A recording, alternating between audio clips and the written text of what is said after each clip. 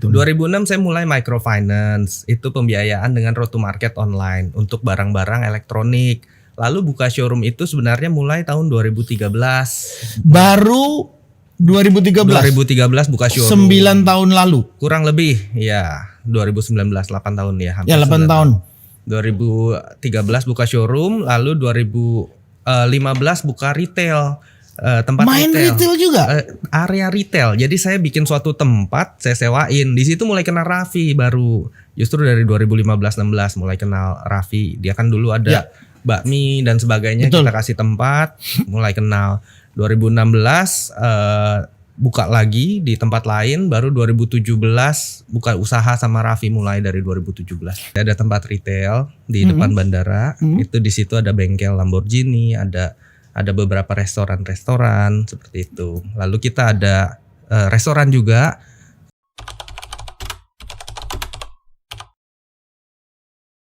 Iya, karena hobi dari 2006 mulai usaha sendiri kan. Hobi mau beli mahal, akhirnya saya suka baca-baca, pelajarin. Saya pelajarin ternyata importnya perlu bayar PIB, PPN, PPH, PPNBM. Saya pelajarin cara importnya bagaimana. Baru akhirnya tahun 2013 bukalah showroom, mulainya 3 mobil. Mulai 3 mobil, akhirnya ya sekarang udah banyak lah begitu.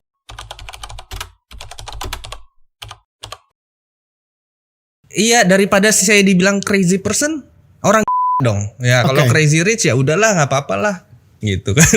Daripada crazy person. Nah, ya. Sampai disebut begitu sama temen-temen tuh. Enggak juga lah, itu gara-gara Raffi aja kan bikin vlog terus crazy rich fluid. Enggak lah, kita biasa-biasa aja. Gini-gini aja.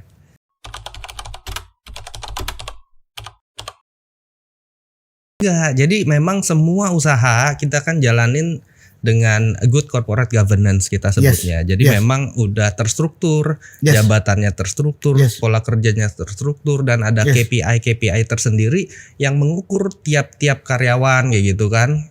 Jadinya kalau memang kita jalanin seperti itu, saya rasa usaha apapun bisa berjalan dengan baik.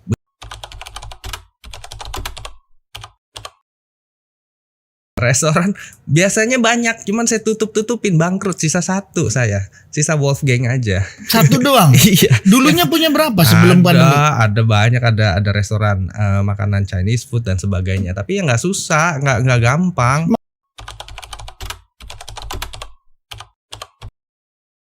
Ya jadi saya lebih percaya, ada peribahasa bilang jangan taruh semua uang, jangan taruh semua telur dalam satu basket. Kalau pecah kan pecah. Habis, nggak ada yang menyanggah. Jadi yang paling penting diversifikasi bisnis. Memang bisnis ya banyak, kita lihat, kita jalankan secara good corporate governance, jalanin secara benar, ya semoga bisa jalan dengan baik.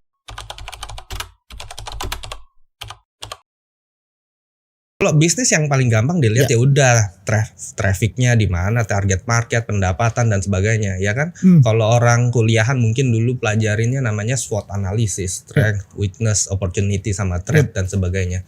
Ya kalau kita sekarang udah lihat lebih lebar lagi, lebih makro daripada itu.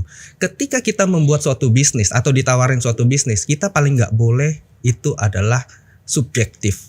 Subjektif dalam arti wah yang nawarin Mas Anang pasti untung, itu udah salah. Itu salah. Udah salah, nggak boleh subjektif karena ditawarin si A pasti jalan. Kita tetap harus objektif, harus ada risetnya dulu, pendalamannya dulu, lalu baru kita lihat. Kalau enggak, jangan pernah takut untuk bilang enggak. Rudy tuh selalu berani mencoba. Berani mencoba, tapi jangan takut bilang enggak ke orang yang nawarin. Jadi misalnya ditawarin begini, oh menurut gua nggak masuk, gitu. Terbalik ada teman saya yang yes man. Oh yuk, ayo coba. Ya alhasil kan banyak yang bangun, banyak juga yang gagal. Berarti kalau dibilang bahwa Rudy ini sangat hati-hati dalam bisnis. Dulu enggak, sekarang mulai agak berhati-hati. Karena banyak yang ada yang jalan, ada yang enggak. Apa gara-gara pandemi? Pandemi itu menurut saya menjadi suatu peluang tersendiri. Itu kan digital disruptif ya disebutnya. Apa sih itu? Itu adalah terjadinya perubahan digital secara cepat dan tiba-tiba. Kalau zaman dulu kita lihat mungkin orang sekolah gak kepikiran bisa sekolah via Zoom. Tiba-tiba karena pandemi hanya dalam waktu seminggu semua sekolah jadi Zoom. Itu digital disruptif. Begitu juga ketika kita meeting biasanya kita ketemu kan. Betul. Sekarang Zoom meeting. Google meeting. Iya, semuanya sekarang. Semuanya benar-benar gampang digital. banget dari. Meeting yuk. Ya udah. Zoom meeting Iya. aja. Gampang banget. Itu Dulu bayangkan di tahun 2020 sebelum bulan April tidak terpikirkan hal itu. Tapi karena ada digital disruptif, sekarang dunia digital benar-benar meledak sekali.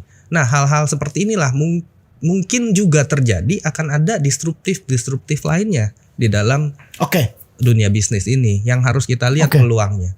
Coba yang bikin Zoom itu kan tiba-tiba kaya juga. Makanya begitu. Padahal ya nggak ada yang tahu gitu kan, ternyata kepake gitu.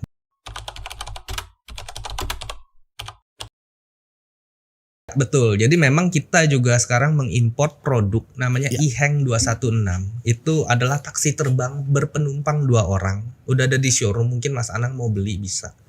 Tapi izinnya lagi kita proses dengan regulator terkait. Rencananya tes terbang di bulan November. Regulasinya memang sedang diatur. Di Eropa juga sedang diatur. Di negara-negara lain juga sudah diatur. Cuman produk ini adalah produk yang sudah dicoba di 9 negara. Di lebih dari 80 kota.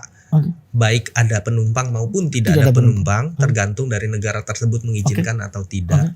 Nah, jadi ini produk yang saya yakin paling prospek sehingga kita hadirkan di Indonesia. Maka Harganya berapa? harganya masih dihitung karena ya Around masih dihitung pokoknya.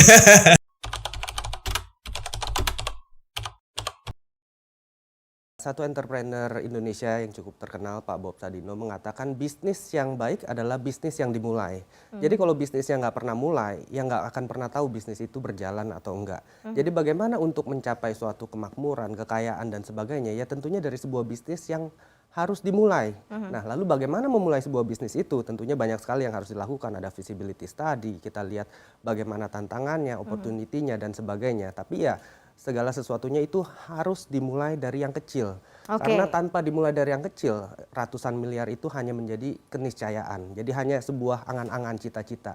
Jadi ya dimulai bisnisnya.